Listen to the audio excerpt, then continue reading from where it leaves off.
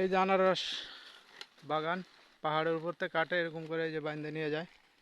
এগুলো একবারে ডাইরেক্ট বাজারে যাব, বাজার থেকে একবারে ট্রাক বরাবর ঢাকা।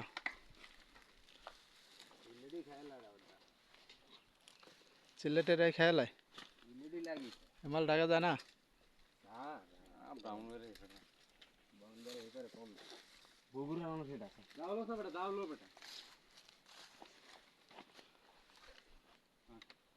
এই যে ছোট ভাইরা বাগান করে, ওই যে মহাজনী